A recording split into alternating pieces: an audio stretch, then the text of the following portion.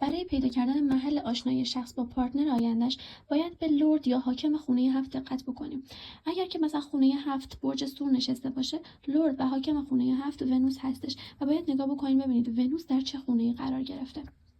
اگر که لرد خونه 7 در خونه اول نشسته باشه، همسر شخص میتونه خیلی بهش نزدیک باشه، مثلا هم شهریش باشه و حتی امکان داره بارها با اون ملاقات کرده باشه، در جاهای مختلف در شهر خودشون اون رو دیده باشه. و حتی به شما هم بستگی داره که چه جاهایی رفته باشید و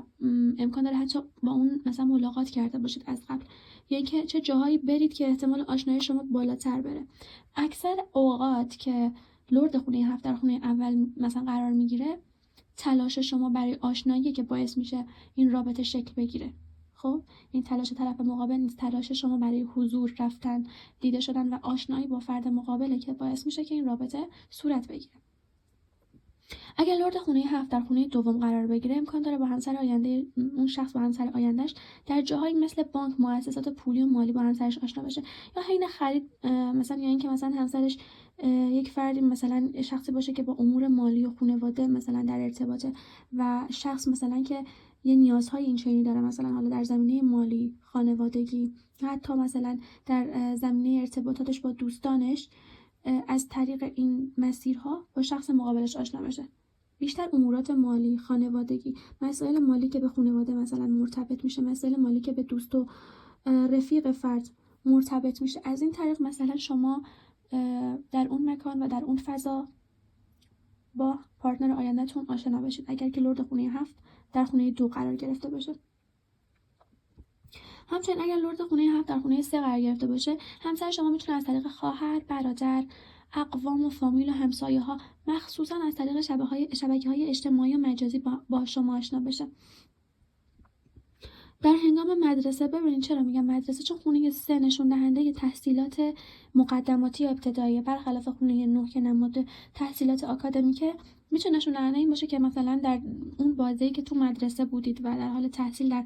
مقاطع ابتدایی و مقدماتی بودید، یک آشنایی بین شما ایجاد شده باشه، شما همو دیده باشید. در مسافرت‌های کوتاه، نه مسافرت‌هایی که حالا به نیت مذهبی و به نیت‌های مثلا کاری انجام شده باشه، مسافرت کوتاهی یا یه دوره آموزشی مقدماتی کوتاه که در واقع میخواین بگذرونید، حالا چه در فضای مجازی چه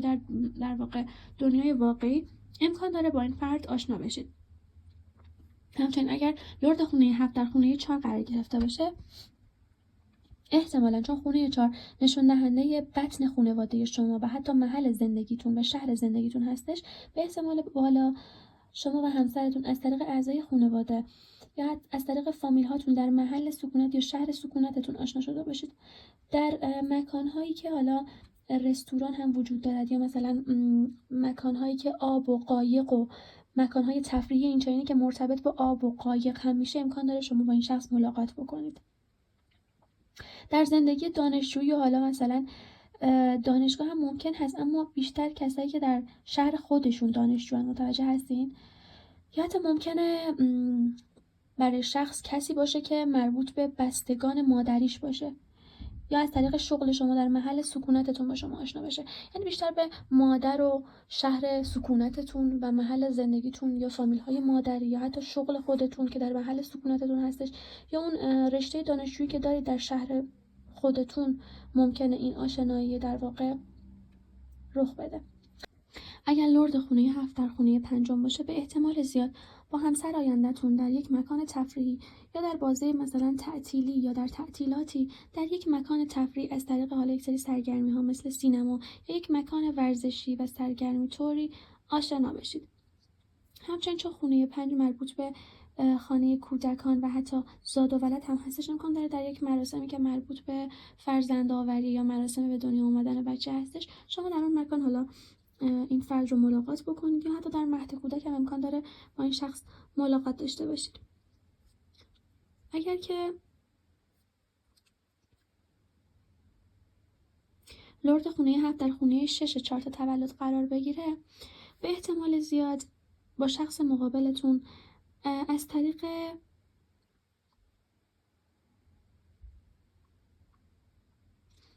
اگر که لرد خونه 7 در خونه 6 چارت تولدتون قرار بگیره، به احتمال زیاد با شریک آینده‌تون از طریق مسائلی که مربوط به خدمات اجتماعی و کارهایی که در واقع روتین روزمره شما هستش، مثل شغل شما یا در واقع حالا هر امری، هر کاری که در روتین روزمره شما قرار داره و شما انجامش میدید، یا در روتین هفتگی شما قرار داره و شما انجامش میدید، حتی ممکنه همکار شما باشه یا از بین همکارانتون باشه یا اشخاصی که حالا به شما رجوع میکنن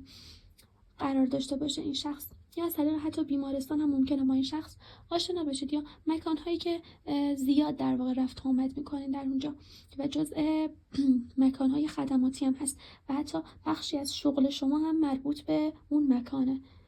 در همچین جایی که شما پارتنر آیندهتون رو ملاقات میکنید. اگر که لرد خونه 7 در خونه 7 قرار گرفته باشه، یعنی در همون خونه خودش قرار گرفته باشه، همسری به شما میده که به مسائل هنری علاقه زیادی داره و حتی امکان داره در یک مکان هنری با این شخص ملاقات بکنید، در یک جایی که مثل موزه هستش یا در کنسرتی، در جایی که موسیقی، هنر و مسائل هنری طور در اونجا حضور دارن و به چشم دیده میشن، یا حتی در محیط هایی که مربوط به تجارت و شراکت های بین المللی یا حتی بین شهری هستش. چون مربوط به حالا یک خونه‌ای که مربوط به تجمع مردم و مردمان هم هستش، امکان داره که در واقع شما در جایی با پارتنر آینده‌تون ملاقات بکنید که مربوط به یک در واقع کار تجاری یا شراکتی هستش، یا یک محیط رسمیه که اشخاص زیادی به هدف حالا یک شراکت یا تجارت یا یک مشورت حالا مثلا رسمی دور هم جمع شدن که یک کار یا یک اقدامی که برای مملکتشون و برای کل مردم مناسب هست رو انجام بدن. این از این و امکان داره حالا در یک مکان هنری هم که مردمان زیادی در اونجا حضور دارن، مثل موزه، مثل کنسرت، با این شخص آشنا بشید. همچنین اگر لرد خونه 7 در خونه 8 چارتتون قرار بگیره، به احتمال زیاد چون این خونه در مورد پولهای ناگهانی و بادآورده هستش و در مورد مسائل پنهان هم هستش، امکان داره از طریق فضای مجازی و همچنین البته به احتمال بالا شریک عاطفی شما در شهری دورتر از شهر خودتون قرار داره، یا حتی احتمال داره از طریق فضای مجازی با پارتنر آینده‌تون آشنا بشید. این از این مورد و در حین نحوه مراقبت کردن از پول یا اینکه چجوری مثلا پول رو هدر ندیم یا یه همچین مباحثی با شریک آینده‌تون آشنا بشه، این سر صحبت اینطوری باز بشه از طریق غیبت کردن با یک شخصی که برای طرف مقابل خیلی مهمه و یک رنج عمیقی از اون شخص دیده و داره راجبش با شما صحبت میکنه و غیبت میکنین راجبش، یا نه از طریق مباحثی مثل حالا اینکه چجوری یه دفعه پولی میاد ولی خب طرف مثلا اون رو بی ارزش میدونه و باید واقعا مراقبش بود. در مورد این مباحث هم امکان داره شما سر صحبت رو باز بکنید. این از این مورد. همچنین اگر که لرد و حاکم خونه 7 در خونه 9 قرار بگیره، چون این خونه در مورد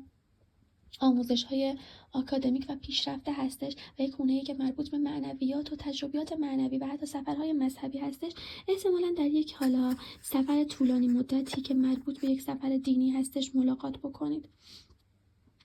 یا در یک سفر مثلا خارج از کشور، حتی در فرودگاهی که مثلا کشور خودتون یا در کشور حالا دیگری که مثلا وارد شدید و به اونجا سفر کردید هم ممکنه اون شخص رو ببینید. در هواپیما، سفر دریایی، مراسم معنوی و مذهبی که در شهری دیگری یا حتی در شهر خودتون برگزار شده هم امکان داره ببینیدش. یه خورده خونه 9 مکانهای زیادی رو به خودش تخصیص میده، اما اون معنویت این یه مورد و توجه به معنویت این یه مورد و توجه به اون تحصیلات و در واقع مباحث آکادمیک و دانشگاهی حتما هستش. یعنی شما در هر مکانی با این شخص آشنا بشید، به این دو مورد حتما انگار در اون مکان یه جورایی در توجه میشه و شما در اون موقعیت و در اون حالت با این شخص آشنا میشید. در دانشگاه ها یا از طریق